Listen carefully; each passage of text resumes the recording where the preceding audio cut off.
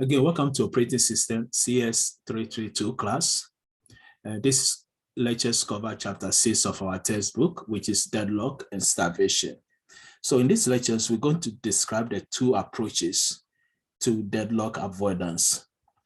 The first approach is we shouldn't start a process if its demand might lead to a deadlock.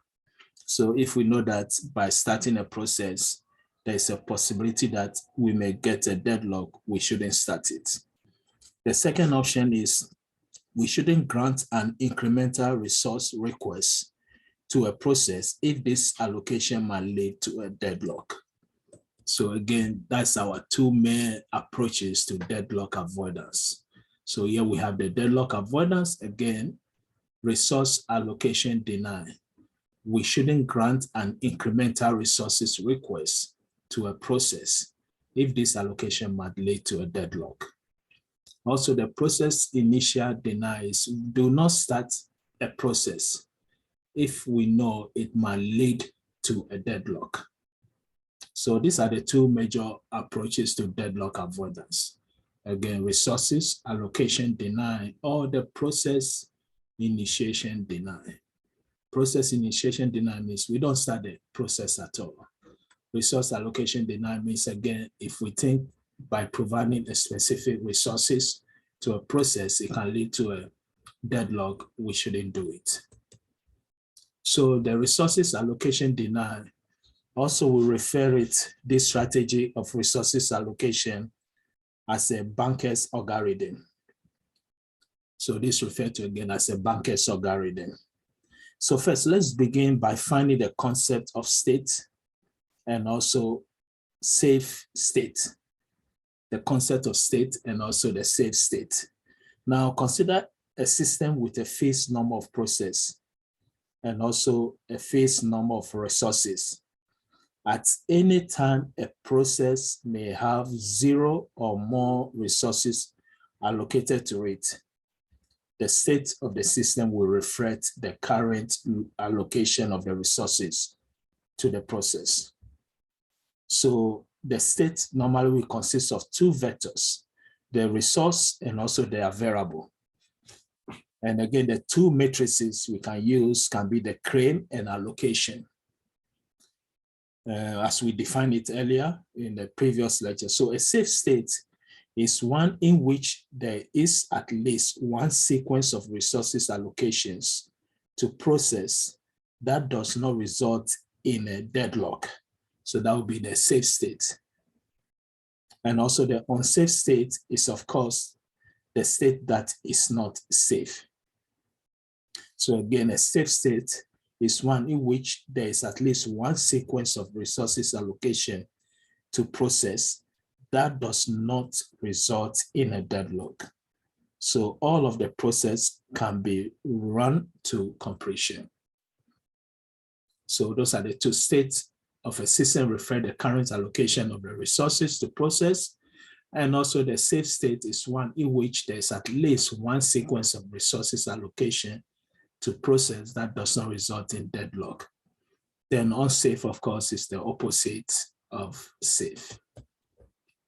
So we have an example here. Let's say we have, in this case, we have 4 processes, P1, P2, P3, and P4, that are using resources R1, R2, and R3. Now, when we look at the resource vector R, we can see that R1 is 9, R2 is 3, and R3 is 6. And the next section, we can also look at their variable vector. R1 will be 0, R2 is 1, R3 is 3. So let's say this is our initial, again, state.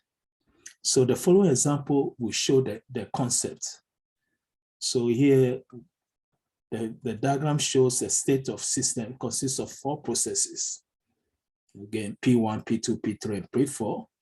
Then also 3 resources, which is R1, R2, and R3.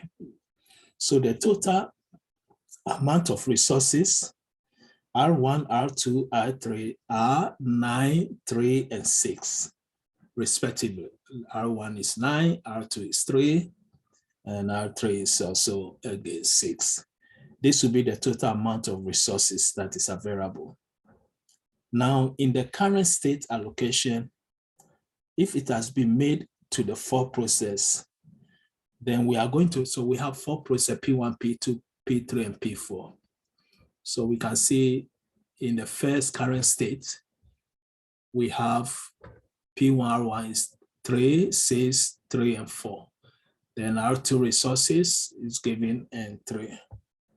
Now in the current state, the allocation has been made to the for process. So leaving 1 unit of R2 and also the 1 unit of R3 are variable. So that's the first current state. We have R2 and R3 are variable. We are using R1. Now, is this a safe state? Now, to answer this question, we ask an intermediate question. Can any of the four processes be run to completion with the resources available? If all these processes can be run, the P1 to P4 can be run out to completion with the resources that we have available. That is, can the difference between the maximum requirement and current allocation for any resources be met with available resources? So we can look here, let's say we have CRAME matrix C. We also have the allocation, that's the matrix A. Now, the CRAME and also the allocation, we find the difference of the two. So we have P1, 3, and the allocation is 1. So the difference is 2 for P1 and R1. For P1, R2, the CRAME is 2, and the allocation is 0. P1, R2 is 0. So the difference will be again 2. So here we can see that from the next diagram, we will see which process we want completely. But from here, we can see the difference with the difference of the CRAME and allocation. So for, again, let's say, for example, process 4, we have 4. And for R1, we have 0. So for process 4, the difference of CRAME and allocation is 4. For process 4 with resources 2, we have 2 for CRAME, and we have 0 for allocation. So the difference will be 2. So let's see that now our case here is to determine if there is, again, a safe state here. So clearly, this is not possible for P1. Let's look at P1 first. Because P1, which has only 1 unit of R1, you can see P1 have only 1 unit of R1 and requires 2 more units of R1. So allocation 1, but the CRAME is 3. So 2 more units for R1. Now, 2 units of R2 and 2 units of R3. However, by assigning 1 unit of R3, the 1 unit of R3 to process 2, the process 2 has its maximum required resources allocated, and that means it can run to completion, because when we look at process 2, the variable vector, we have 2 are variable, and the allocation again for process 2 R2 is 0, for CRAME, and allocation also is 0. So we can see that process 2 again can run to completion. Now let us assume that this is accomplished. Now P2 completes, its resources can be returned to the pool of available resources. So this means the resulting state is shown in this section now. Now, again, we can ask again if any of the remaining resources can be completed. In this case, each of the remaining resources could be completed because P2 resources are variable to be. So here we say P2 runs to completion. Now, suppose we choose P1 and allocate the required resources. So P1 allocation and return all of P1 resources to the available pool. Now here also we are left in the state shown in this figure. So allocation, we still have our 936, the variable vector, and we can see the difference.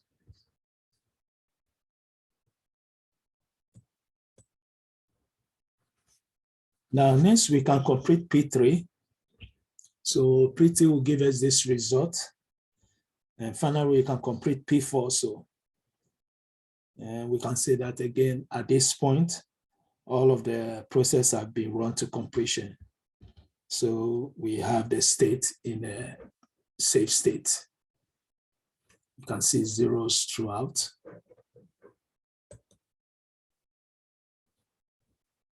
So here P1 requests 1 unit each of the R1 and R2. So we have the claim again, the resources vector and a variable vector.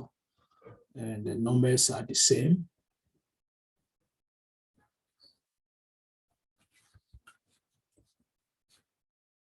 And this is the whole idea of the code. Again, it's very, very difficult to see this code. So I wrote down, if you go to page 277 of the course textbook, you can, but again, let's go through the previous slide example here.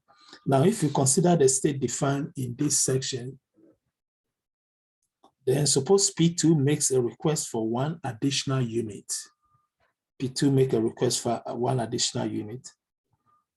And also 1 additional unit for both R1 and R3.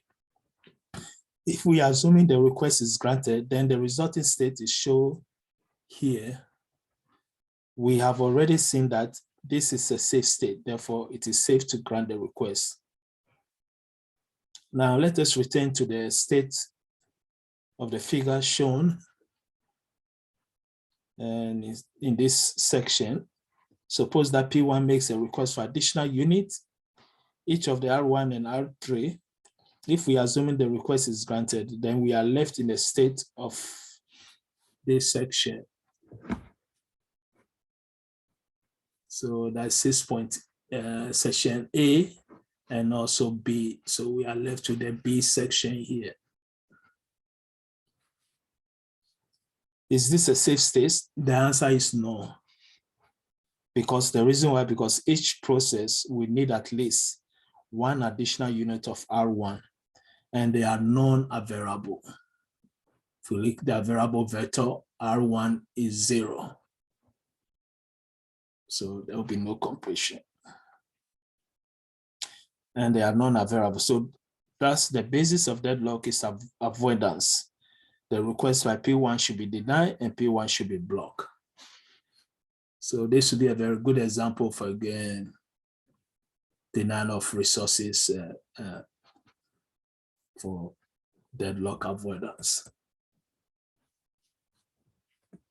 And again, this diagram gives us the whole idea. The first section is the global data structure, and the second section also is a resource allocation algorithm. So we say here, basically this diagram gives us the abstract. Give us the abstract version of deadlock avoidance logic. So when you look at the main algorithm, in the main algorithm, which is shown in this section, which is so in this section, which is, we call this section B, resource allocation algorithm, with the state of the system defined by the data structure state request. We will say that the vector defining the resource requested a process I. First, a check is made to assure that the request does not exceed the original claim of the process. Now, that's very important. And we have to check and make sure that the request does not exceed the original claim. If the request is valid, then the next step is determine if it is possible to fulfill the request. That is, if there's a sufficient resources available. If it is not possible, then the process is suspended. But if it is available, then we move to the final step is to determine if it is safe to fulfill the request. To do this, again, the resources are assigned to the process, let's say process I, to form a new state. Then a test for safety is made through the algorithm, which is again, I couldn't go through the whole concept is this section. So again, our textbook, page 277, we can see the code step by step.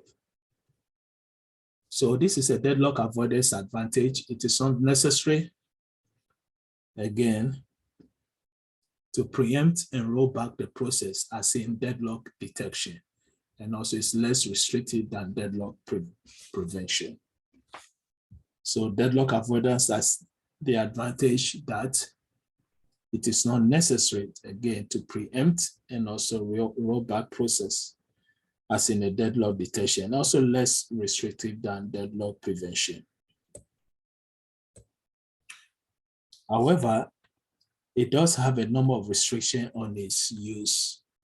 So these are the restrictions. The maximum resources requirement for each process must be stated in advance. Also, we can see the example where in some cases we may say resources is another variable, which means we don't want, again, the process to have the resources, which we know it might lead to, again, deadlock. So the maximum resources requirement for each process must be stated in advance. Also, the process under consideration must be independent, which means the order in which they execute must be unconstrained by any synchronization requirement. Also, there must be a fixed number of resources to allocate. And also, no process may exist while holding resources.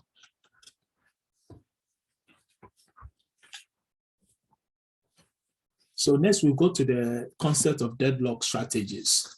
We say that first we have to find a way to prevent. So here we have the deadlock prevention strategies, which are very, very, again, consecutive.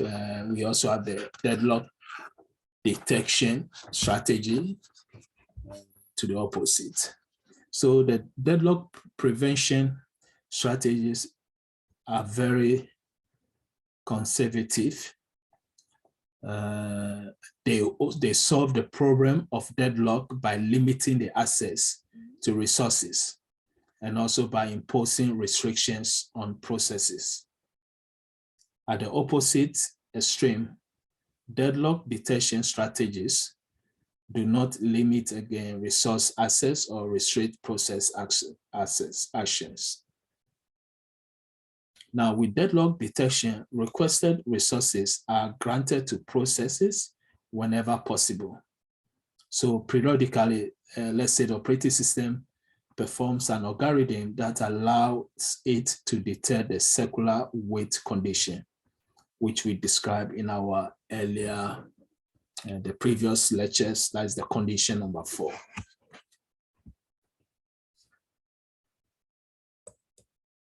So the deadlock detection algorithm is to check for deadlock. And normally this can be done frequently as each resource request, or less frequently, depending on how likely it is for the deadlock to occur. So a check for deadlock, again, can be made as frequently as possible as each resource is requested, or less frequently, depending on how likely it is to occur. Now, checking at each resource request has 2 advantages. One, it can lead to earlier detection, and the algorithm is relatively simple because it is based on incremental changes to the state of the system. On the other hand, again, each frequent checks consume considerable processing time. So again, the advantage is leads to earlier detection. The algorithm is also very simple, but the disadvantage is that it's frequently checked, consume considerable process again time.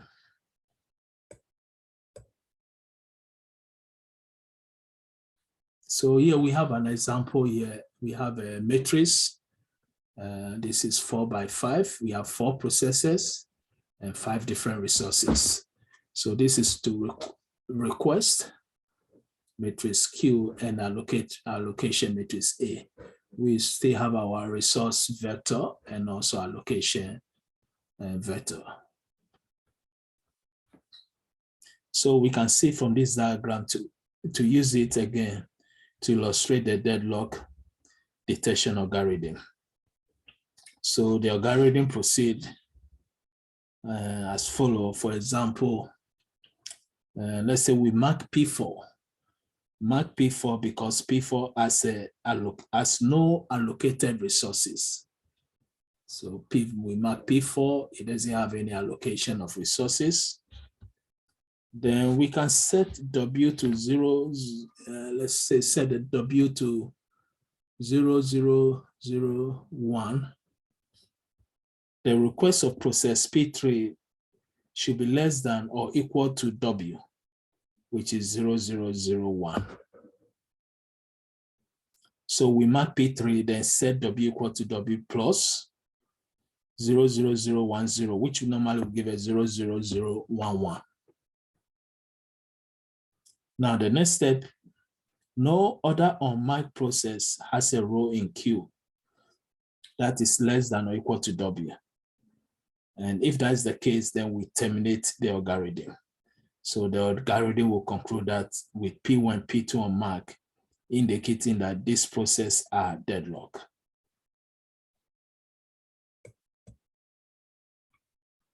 Again, once deadlock has been detected, we can use some strategy that is needed for recovery. So again, the following are possible approaches listed in the order of increasing sophistications. So again, first, we can abort all the deadlock process. That is the most easy. This means we should believe it or not, it's one of the most common, and if not the most common, the solution adopted in operating system.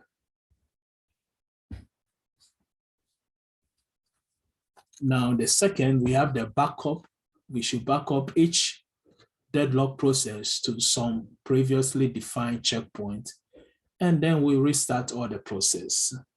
So this normally will require that the rollback and restart mechanism must be built into the system.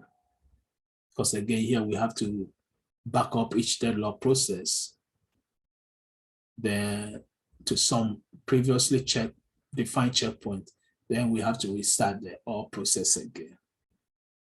So this risk in this approach is that the original deadlock may recur. However, the non-determinants of concurrent processing may ensure that this does not happen. Now, the next one is getting more sophisticated. Successfully abort the deadlock process until the deadlock no longer exists. So the order in which the process are selected for abortion should be on the basis of some criteria of minimal cost.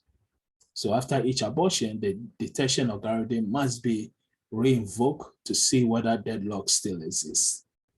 And the last one is successfully preempt resources until the deadlock no longer exists. So same thing as in the third option, a cost-based selection should be used, and it will be based on the criteria of minimal cost. And then the re-invocation of the detection algorithm is required after each preemption. So a process that has a resource preempted from it must be rolled back to point prior to the acquisition of that resources. So for again, 3 and 4, the selection criteria can be one of the following. We should choose a process with the least amount of processor time consumed so far, the least amount.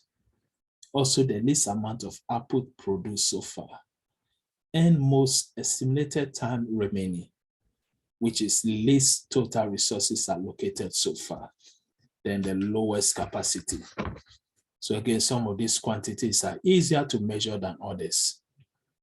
An estimated time remaining is particularly suspect. Also, other than by means of priority measure, there's no indication of the cost to the user and opposed to the cost to the system again as a whole. The next we talk about the integrated deadlock strategy. So here we said that rather than attempting to design an operating system facility that employs only one of these strategies, it might be more efficient again to use different strategies in different situations. For example, group resources into a number of different resources classes, or use the linear ordering strategy defined previously for the prevention of circular weight to prevent deadlocks between resources classes. Or within the resources class, use algorithm that is most appropriate for the class. So there are again the strength and weakness to all strategies for dealing with deadlock. Now, the best thing, as we say, rather than attempting to design an OS or operating system facility that employ only one of these strategies, it's more better to again use different combination of strategies. So the classes of resources we say can be swappable space, which is blocks of memory and secondary storage for use in swapping process, or the process resources that's assigning devices such as state device and file. Then we have the main memory and also the internal resources. So again, we should group resources into a number of different resources classes. We can also use the linear ordering strategy that was designed for the prevention of circular weight in our previous lectures to prevent the deadlock resources. Now, within the resources class also, we can use algorithm that is most appropriate for the class. As we said earlier, an example of this technique, we can consider the swappable space. We can also consider the process resources, main memory, and also internal resources, which is such as input-output channels. So within the class strategy, we say within each of the following strategies could be used. We mentioned all this for the swappable space.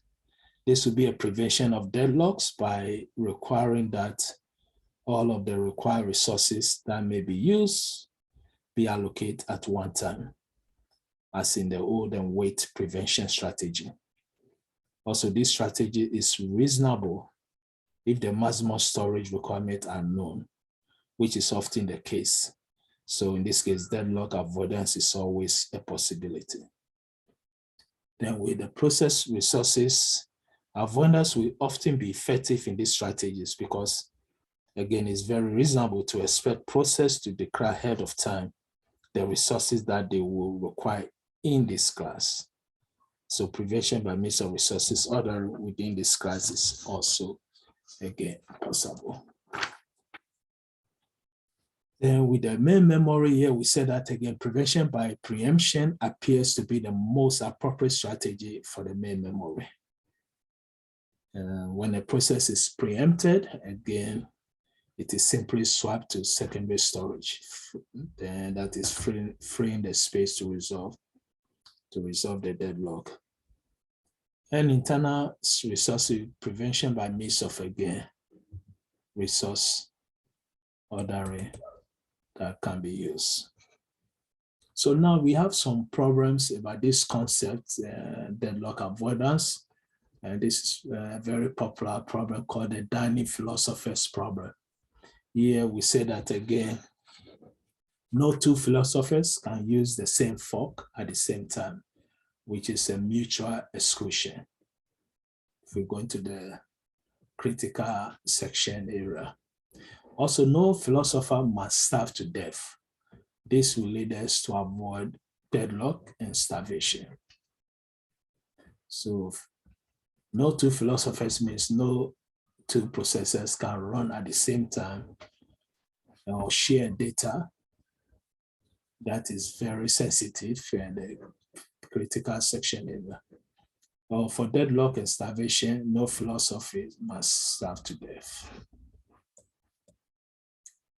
So this is the whole concept here. We have the method for philosopher. While true, we think, we wait, and wait again, eat, then we send a signal. We finish with the fork or the rest.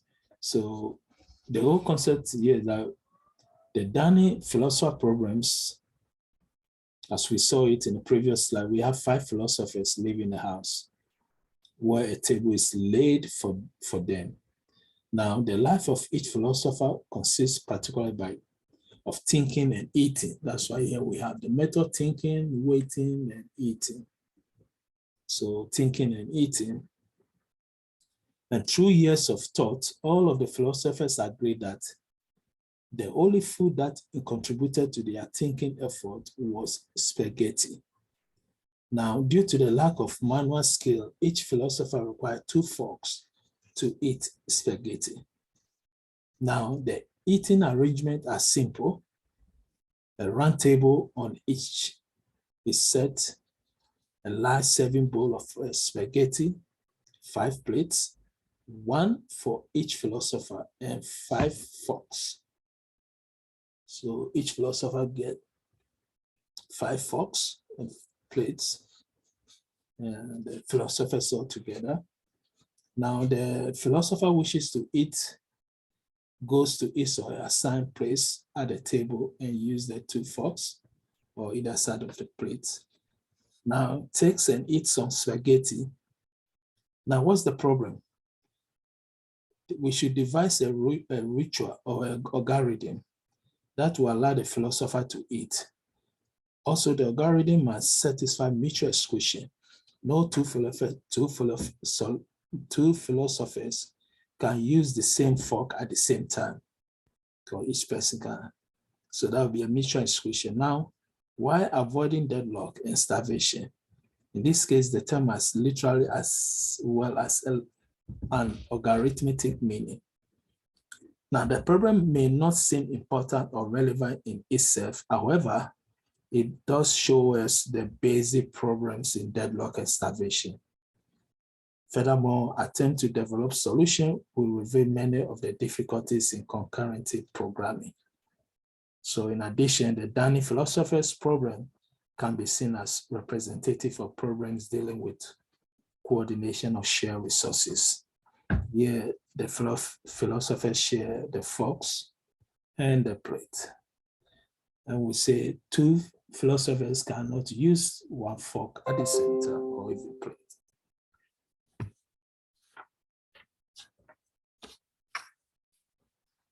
So we can see the whole concept of the code here. In our previous slide, we solved this problem by using the semaphore, which we're going to discuss in the future lectures, the concept. So we have the philosopher, we have our variable I, we say y is true. We call the think, and then philosopher weight for fork, increase the weight, eat, then give a signal. If you finish eating, release the fork. That's the main method here. We have 5 problems, so we created 5 objects for each philosopher. So here we have 5 forks, room. Again, why true? Philosopher think, wait in a room, and then wait for a fork, then eat. After that, we signal everything. Signal for the room, we finish the fork. In the main function, we create again 5 philosophers.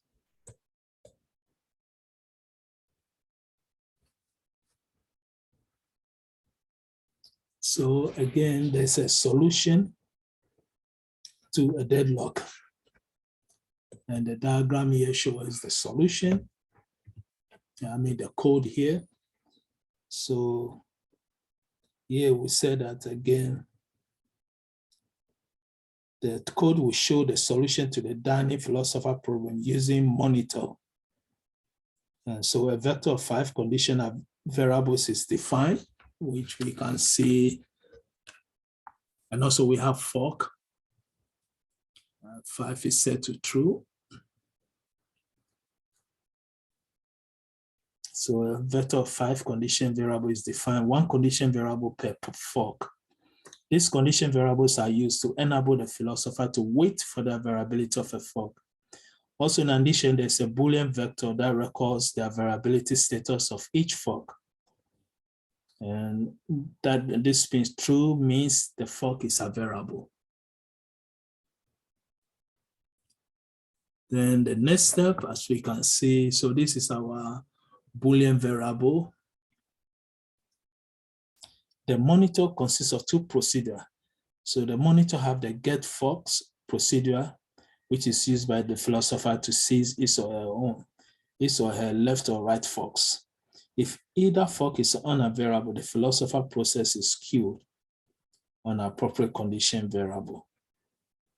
This enables another philosopher process to enter the monitor. And then the release forks procedure is used again to mark 2 forks that are available.